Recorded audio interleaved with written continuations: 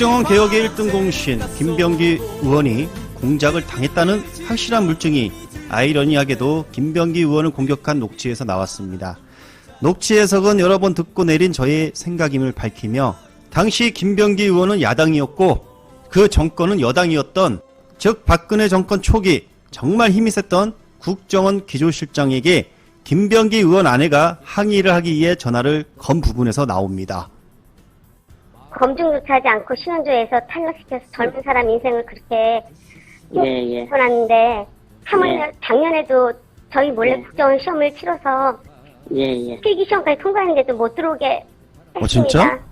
혼자만 할 경우에는 다음에 문제가 있기 때문에 한 10명 내지 20명 정도 뽑으면서 그를 중심으로 그 프로세스를 가지고 경력직을 뽑을 겁니다.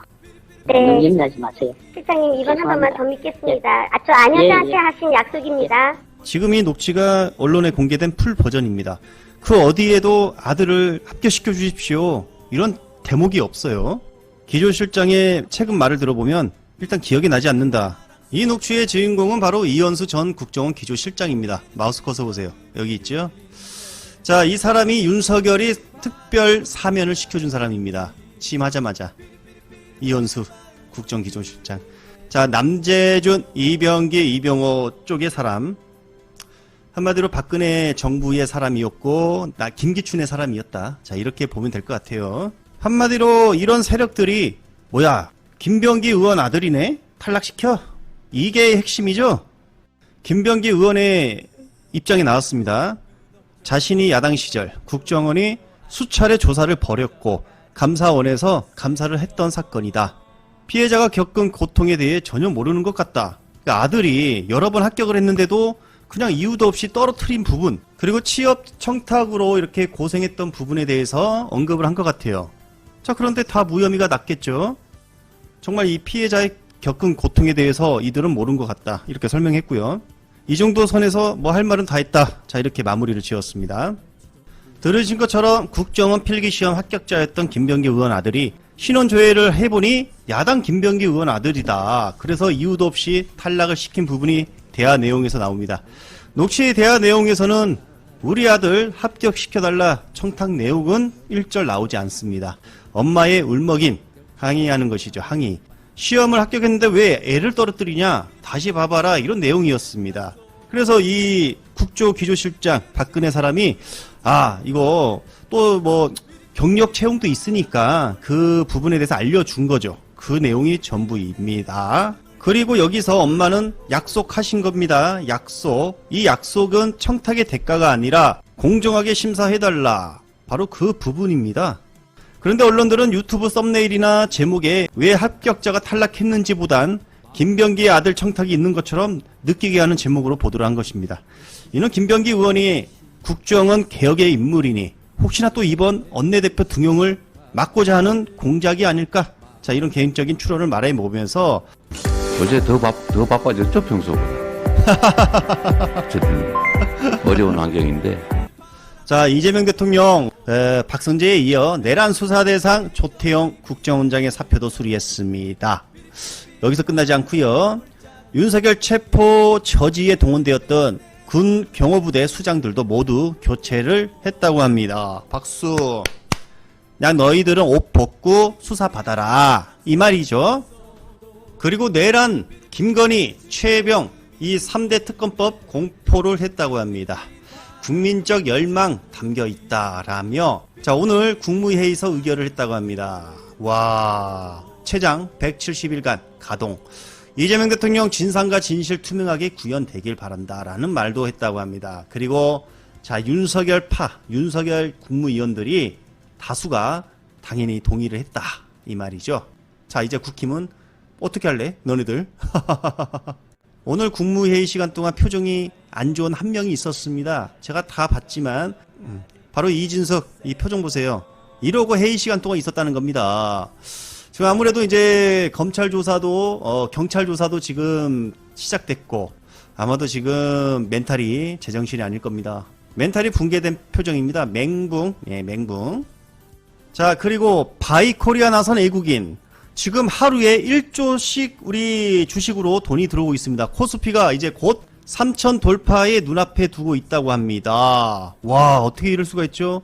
3천 피면, 와, 문재인 정권에서도 만세했쳤던 그 수치인데, 어떻게 2,500선에서 단기간에 5일 만에 이렇게 오를 수가 있죠? 이재명 정권이 들어선 한국에다가 투자를 하고 싶다. 자, 그래서 애국인들이 지금 엄청나게 몰려들고 있다고 합니다. 코스피 5천 간다. 맥커리가 본 이재명 수혜주는. 자, 코스피 5천 간다. SBS가 보도하고 있었습니다. 코스피가 윤석열 정권 때 엄청나게 떨어졌고 다시 2280선 돌파했다. 하이브 연중 최고가 계속 오르고 있다는 겁니다. 계속. 자, 삼성도 계속 오르고 있고요. 이건 모두 이재명 효과다. 예, 기대 심리가 정말 최고치로 달하고 있다 이 말이죠. 아침에 45만이었는데 또 금세 50만. 이게 바로 이준석 의원 의원직 제명 가난 청원. 50만을 돌파했습니다. 50만을. 지금 이준석 6일째 잠적한 상태입니다. 본인의 따옴표 기사가 한 줄도 나오지 않아요. 사실상 언론상에서는 잠적한 상태입니다. 지금 뭐 손가락 빨고 있나? 이와 관련해서 한마디 해야 될 것 같습니다. 국민청원, 특히 국회청원에서 50만은요. 진짜 최초죠. 윤석열 탄핵 청원 별개로 이건 정말 최초입니다. 엄청난 겁니다. 정 대변인입니다. 첫 번째 브리핑입니다. 이재명 대통령은 오늘 오전 10시부터 제25회 국무회의를 주재했습니다. 오늘 회의에서는 3개의 특검법을 포함한 법률 공포안 4건, 대통령령안 3건, 일반 안건 1건을 심의 의결했습니다.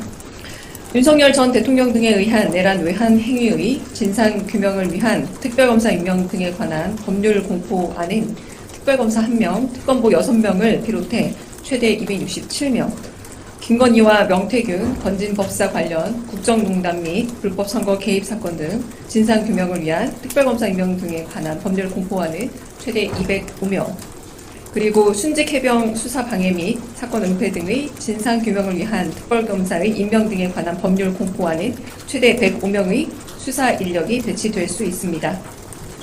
순직 해병 특검법은 최장 140일, 나머지 두 특검법은 최장 170일 수사 가능합니다.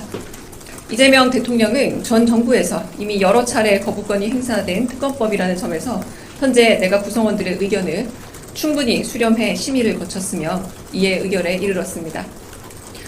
이재명 정부가 1호 법안으로 3개 특검법을 심의 의결한 건 지난 6.3 대선을 통해 확인된 내란 심판과 헌정질서 회복을 바라는 국민 여러분의 뜻에 부응하는 조치입니다. 또한 그동안 대통령의 거부권에 막혀 제대로 행사되지 못했던 국회의 입법 권한을 국민께 다시 돌려드리는 의미도 포함됩니다. 이재명 대통령은 이재명 대통령은 헌정 수호와 민주주의 회복에 대한 국민적인 열명이 특검법 의결 및 공포 과정에 담겨 있음을 강조하고 특검을 통해 진상과 진실이 투명하게 규명되기를 희망한다고 밝혔습니다. 대통령령 안으로는 국정기획자문위원회의 설치 및 운영에 관한 규정 전부 개정안, 법무부와 그 소속기관 직제 일부 개정령안, 그리고 공직 후보자 등에 관한 정부의 수집 및 관리에 관한 규정 일부 개정령안을 제가했습니다. 법무부와 그 소속기관 직제 일부 개정령안은 대통령이 임명하거나 위촉하는 직위에 대한 공직 후보자들의 정보를 수집하고 관리하는 권한 위탁 대상에서 법무부 장관을 제외하는 내용입니다. 과거 인사업무는 법무부의 직무가 아니었으나 이전 정부는 시행령 개정으로 법무부에 해당 권한을 부여해 부적절하다는 지적이 줄곧 제기돼 왔습니다. 이번 조치는 이를 정상화하는 작업의 일환입니다.